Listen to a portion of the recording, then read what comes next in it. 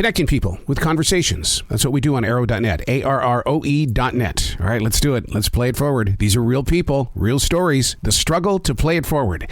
Episode number 407 is with Yoon Ha Lee, creator of the book Tiger Honor. I'm fine, thank you. You have written a book here that is going to touch so many people's hearts in the way of, the tiger is such a powerful totem animal. That in itself is going to pull people to the pages. But the way that you bend your words and you make that story come alive, you're just going to have a huge following. I can only hope so. What has the journey been like? Because, I understood what you just said. And I hope so, because, that in itself says I've been at this a while, and now I'm getting the opportunity to share it with the world.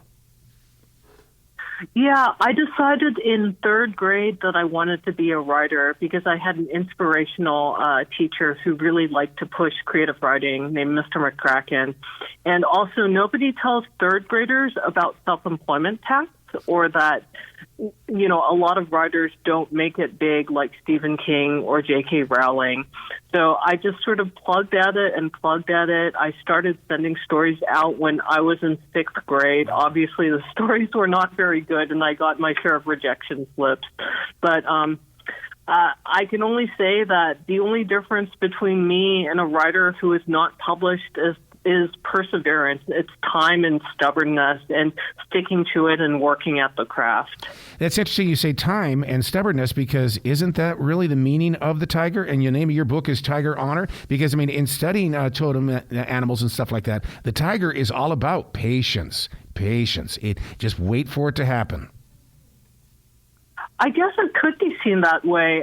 In Korean folklore, there is an origin story about the mother of the first king of Korea, and she's a bear who meditates in a cave for a certain period of time, and as a reward for her faithfulness, she is turned into a human woman, and that's how she becomes mother to Korea's first king. But in the Korean story, the tiger also wants to become human. I'm not sure why you would sort of downgrade from tiger to human, but that's the way the story goes. Tiger's in that cave, meditates for a couple of days and says, I am tired of this, I don't want to be in this cave, and runs out of the cave, and that's why tigers are not human. You have something inside this storybook, and I just love it, and it's fantasy space opera. Please explain that to me, because I love the way that rings.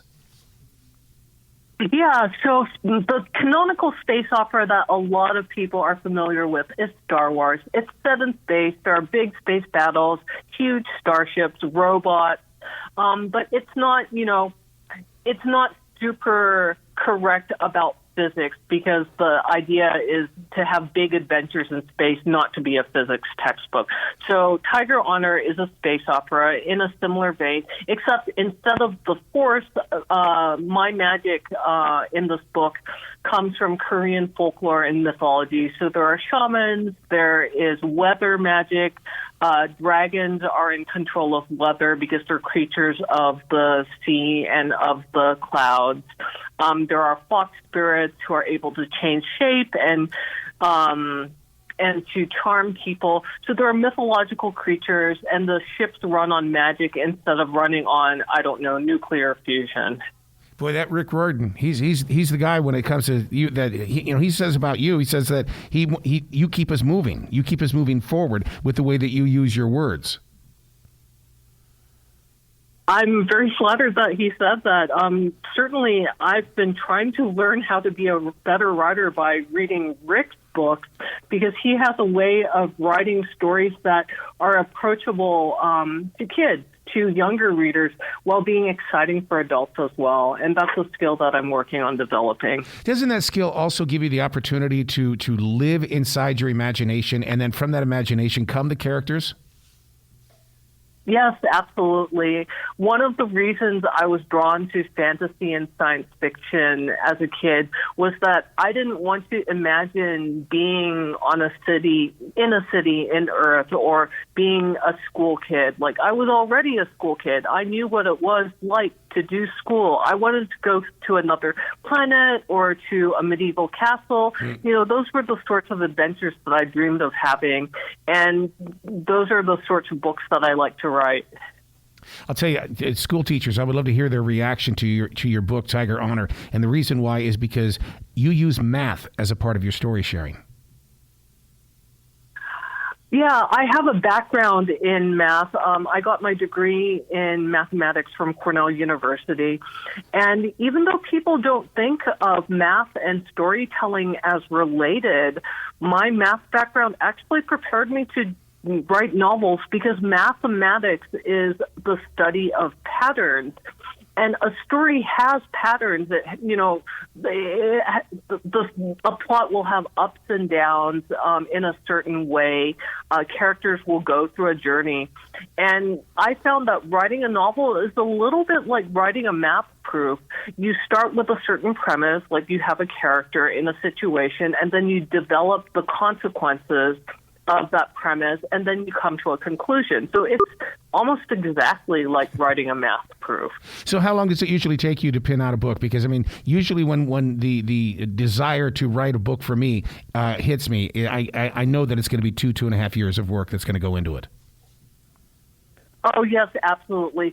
So usually the actual writing takes 3 to 4 months, but I keep sort of a compost heap of ideas, and it's generally a few years on the compost heap before a given idea is ready to be written. So I absolutely identify with that statement. I call that fermenting. What I do is I set it aside, allow the writer to go away for a little bit, then I can come back and I can read it as a reader instead of the producer. Yes, that's absolutely right.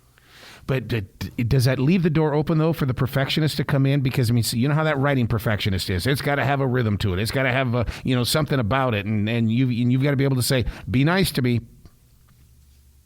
Yeah, for me, I sort of managed to compartmentalize that. So I'm what I call a vomit drafter. I sort of spew out my words onto the page, and they're messy, and there are placeholders, and I can't think of a name, so I name the character Broccoli and do a search for place later. And it's in revisions that I let my inner perfectionist come out to play, and that I really work on honing the work and polishing it to be the best that it can be. But for me, it really helps to make those to put those tendencies into 2 separate stages of the process.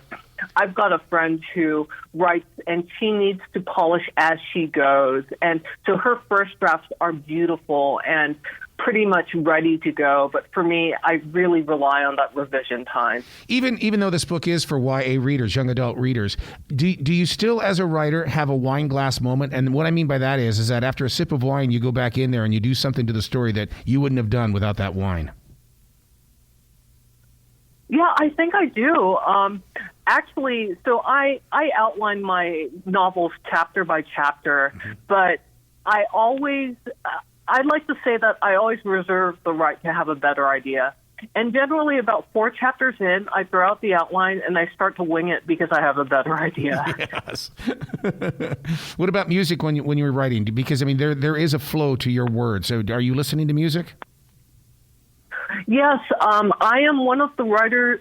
So some writers can't listen to music while they write because they find it too distracting. But I actually, sometimes I make a playlist for my books to help get me in the mood. For Tiger Honor, I played a lot of traditional Korean music that my mom had generously sent me. And sometimes I just put my iTunes library on shuffle, which is how I end up going from Tchaikovsky to Hamilton, and that sort of makes its way into the book as well. So now we know that Rick is going to be doing some stuff for Disney Plus and stuff like that. When Tiger Honor becomes something that's going to be featured on television as well, will you take that soundtrack with you somehow, some way? Oh gosh, I wouldn't dare to tell TV producers how to handle soundtracks, but I would certainly enjoy the experience. So now, speaking of experiences, what did you learn from this book? Because I've always believed that writers are given the opportunity to go through the experience because we ourselves are supposed to learn from it. What did you learn from putting together Tiger Honor? I learned that family can be really difficult. And I mean, I was lucky. My parents were good to me, but one of the things that my characters have been learned is that their beloved uncle is maybe, has a different face to them than he does towards other people who are not in his family circle.